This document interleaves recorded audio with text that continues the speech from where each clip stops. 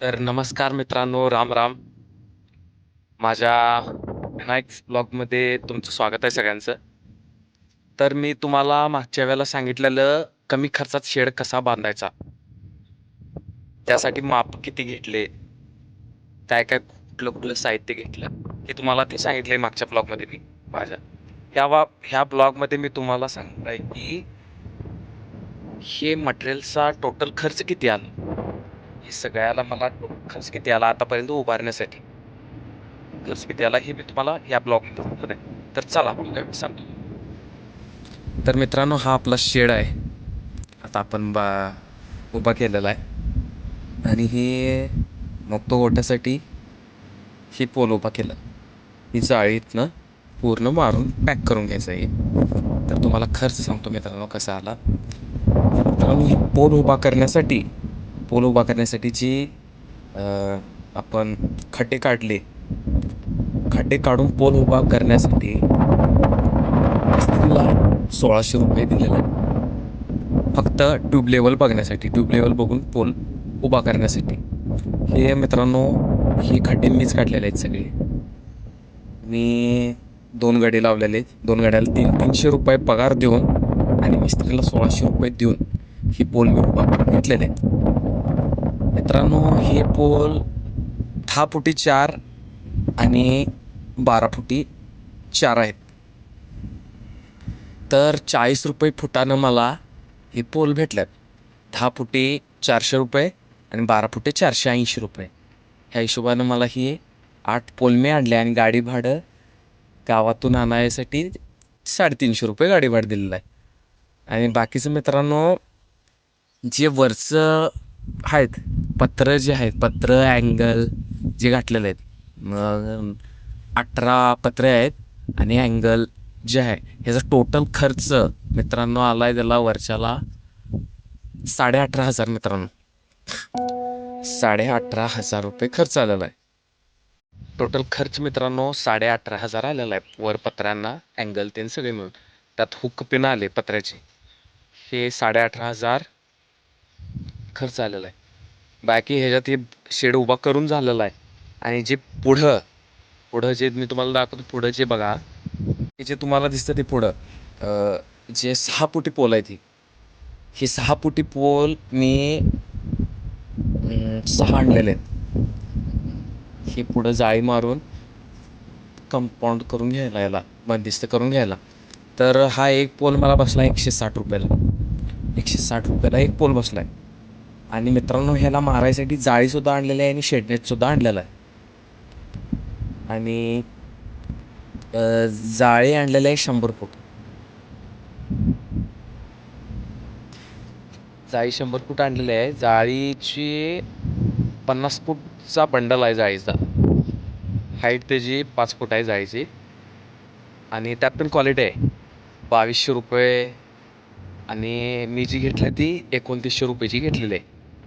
ते मी तुम्हाला हे जाळी मारून झाल्यानंतर मी दाखवतो जाळीची क्वालिटी काय आहे काय नाही. 2900 रुपयाला बंडल घेतलेला आहे. असे 2 बंडल आणलेले आहेत 100 फूट. आणि शेडनेट आहे ते सुद्धा 3200 रुपयाचं आहे शेडनेट. सॉरी, 2250 रुपयाचं शेडनेट आहे.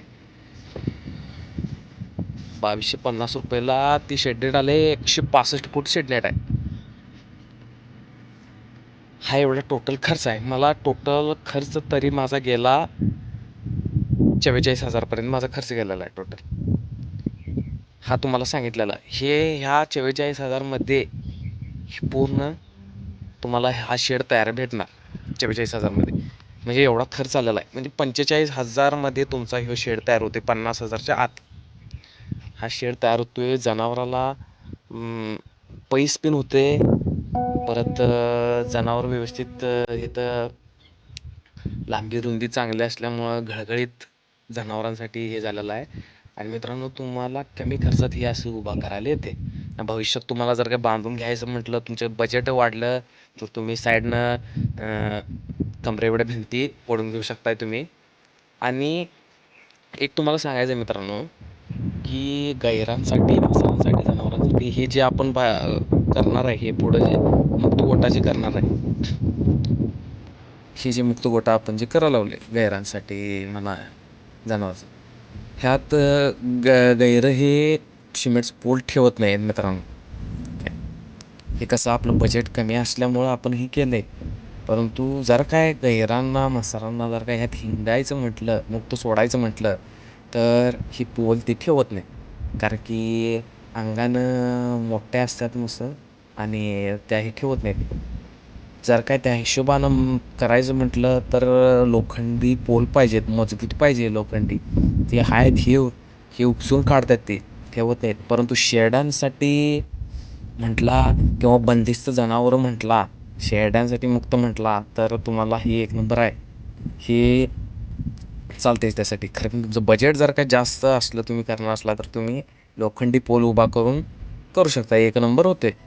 आणि हे असं असलं तरी तुम्हाला शेरड्यांसाठी मेंढ्यांसाठी बंदिस्त जनावरं म्हटलं तर त्यासाठी एक नंबर आहे तुम्हाला.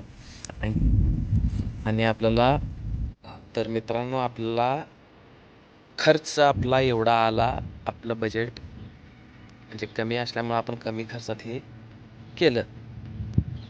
मी पहिला विचार केला होता बांबू लावून उभा करायचं, हे ते तेवढंच जरा सुरुवात करूया, त्याच्यानंतर काय तर थोडं पैसे आले म्हणजे चालू करायचं.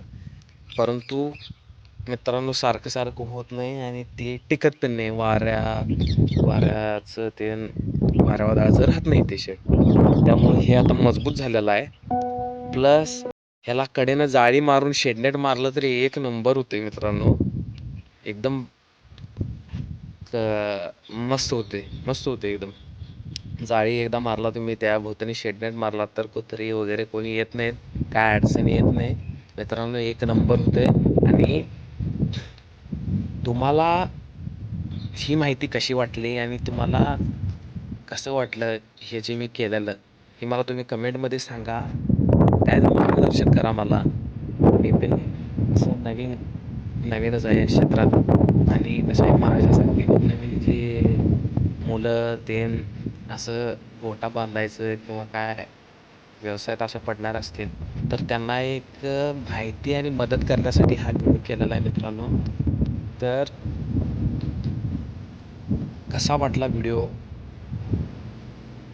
सांगून चॅनलला लाईक करा, फॉलो करा, सबस्क्राईब करा, शेअर करा. धन्यवाद. भेटूया पुढच्या ब्लॉगमध्ये.